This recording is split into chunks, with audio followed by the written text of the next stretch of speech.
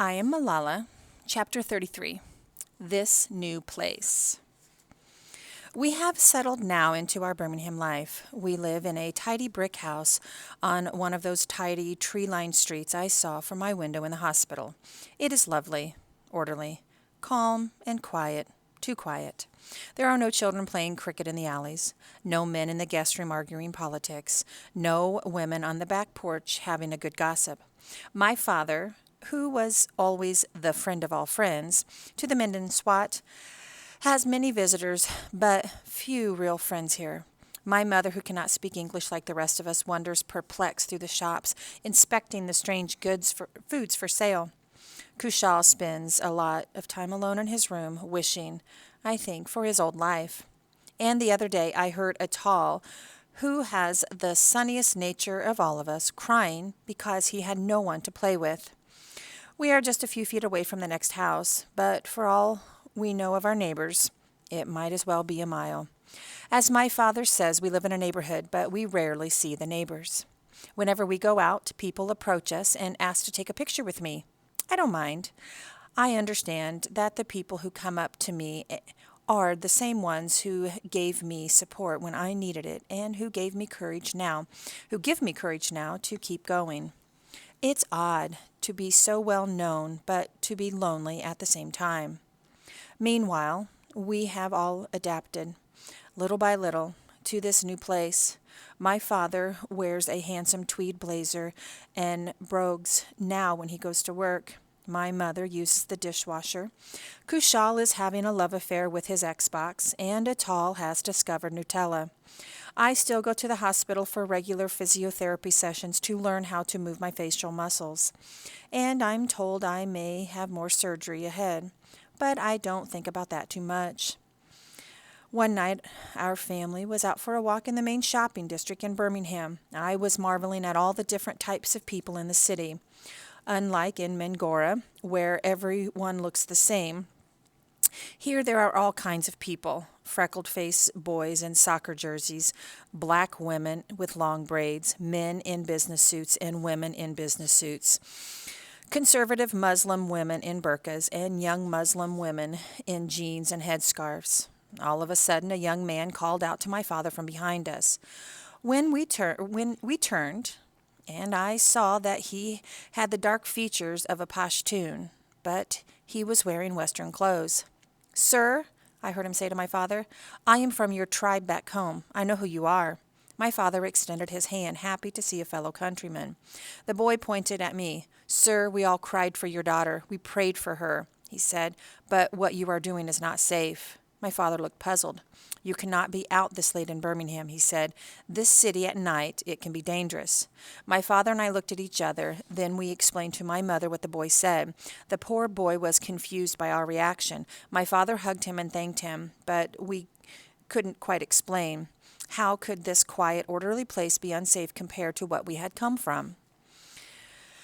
At my new school here, I wear a British schoolgirl's uniform, a green sweater, striped button-down shirt, and tights and a blue skirt. Most of the other girls wear their skirts short, but my skirt is down to my ankles, and I wear a headscarf as well. Luckily, there are a handful of Muslim girls in my class who do the same, so I don't stick out quite so much.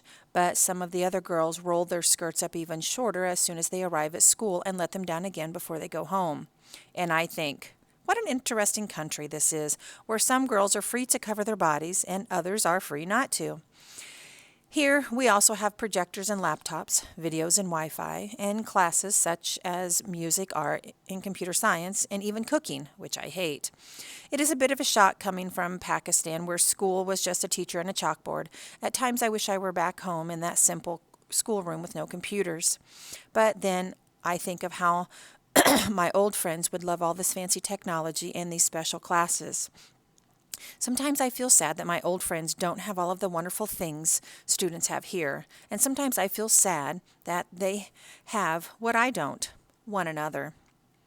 There is something of a gap between me and my new schoolmates. Sometimes they make a joke and I don't get it, and sometimes I make a joke and they don't get it. Their manner with one another is also quite free compared with the way girls are in Pakistan. I want to join in. I want to have fun, but I don't quite know how. And I cannot be too cheeky. I am expected to be good. I am a good girl. I always have been, but now I tell myself I must really be good. So I take extra care with what I say and do. No one else is telling me to limit myself like this. If anything, the teachers here are always encouraging me to be free to feel at home. But I'm not really free to be like other girls my age because of the way the world sees me. When you have such a public role and so many people counting on you, I believe you must always act in the way people expect of you. My life has become extremely busy. I am making books, documentaries, and speeches, and I am meeting interesting people, doing social media campaigns, and engaging in humanitarian work. I get to do so many exciting things and go to so many exciting places, but so much travel while trying to keep up with my studies and exams isn't easy. I am only human, and sometimes I get tired. Some days I wish I could just sit on the couch and watch Mind Your Language or Skype with friends. But I take the work I'm doing very seriously, always. I haven't got a best friend here, like Moniba, or even a rival friend, like Malka Inor. But girls at my school are very kind to me, and I am beginning to make friends. They invite me to go bowling or to the movies or to their birthdays. They are lovely girls, kind and fun. But it's not the same as it was back home. There, I was just Malala. Here, at least at the beginning, I was Malala, the girl who was shot by the Taliban. I wanted to just be Malala again, a normal girl.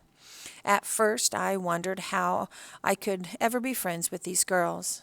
I have seen and experienced things they couldn't even imagine, but as time went on, I realized that they have experiences I can't imagine. What I'm finding is that we have much more in common than we have different, and every day we learn something new from one another. And every day I feel a little bit more like plain old Malala, just another girl in the class. But when the day is done and everyone flies out for their buses, I think for a moment of the scramble at the end of the day at the Kushal school. I think of how we all tumbled out of the building into the Dinah that bumped and bounced along the crazy crowded streets of Mingora.